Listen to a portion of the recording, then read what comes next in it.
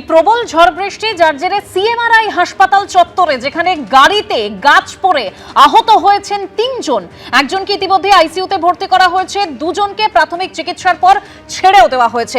আরো বাকি প্রতিনিধিরাও আমাদের সঙ্গে রয়েছেন, সেই ছবি আপনাদের সামনে তুলে ধরবো। আমার সঙ্গে ঝিলম করঞ্জাই রয়েছেন সিএমআরআই থেকে, অন্যদিকে ঐশী মুখোপাধ্যায় সল্টলেক এই ব্লক থেকে রয়েছেন, উজ্জ্বল মুখোপাধ্যায় থিয়েটার রোড থেকে রয়েছেন, ময়ূক ঠাকুর চক্রবর্তী মেয়র রোড থেকে রয়েছেন। তবে প্রথমেই সিএমআরআই চলে যাব, ঝিলম করঞ্জাই রয়েছেন। ঝিলম, একদমই, যেটা তোমরা জানো যে 2:45 নাগাদ এই যে আচমকা প্রায় 88 কিলোমিটার প্রতি ঘন্টা গতিবেগে যে হাওয়া দেয়, তাতে সিএমআরআই হাসপাতাল চত্বরের মধ্যে যে ক্যাম্পাসের মধ্যে বহু গাছ আছে এবং কার পার্কিং আছে, সেখানে বেশ কয়েকটি গাছের গুড়ি ভেঙে পড়ে এবং সেই গাছ গুড়িগুলো ভেঙে গাড়ির ওপর পড়ে বিপজ্জনকভাবে, গাড়িগুলো দুমড়ে মুচড়ে যায় এবং তারপরে দেখা যায় যে সেখানে বেশ কয়েকজন রোগীর পরিজন তারা অপেক্ষা করছিলেন, তাদের মধ্যে 3 জন আহত হয়। হাসপাতালের তরফ থেকে 3 জনকে উদ্ধার করে হাসপাতালে নিয়ে যাওয়া হয়, 2 জনকে প্রাথমিক চিকিৎসা করার পর ছেড়ে দেওয়া হয়।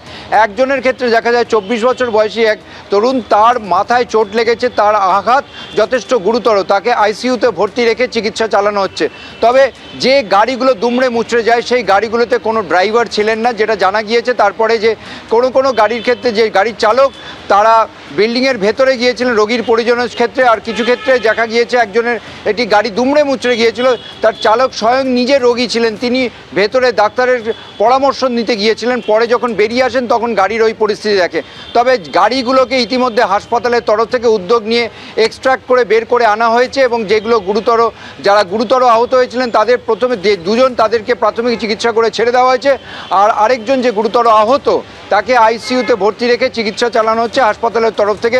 হাসপাতালের সূত্রে জানা গেছে তার শারীরিক অবস্থা এই মুহূর্তে নজরদারির মধ্যে রয়েছে, আরও 24 ঘন্টা না কাটলে কিছু বলা যাচ্ছে না। তবে পুরো প্রক্রিয়াটা হাসপাতালের তরফে যে ডিজাস্টার ম্যানেজমেন্ট টিম ছিল তাদের তরফ থেকে করা হয়েছে, তেমনটাই জানা গিয়েছে।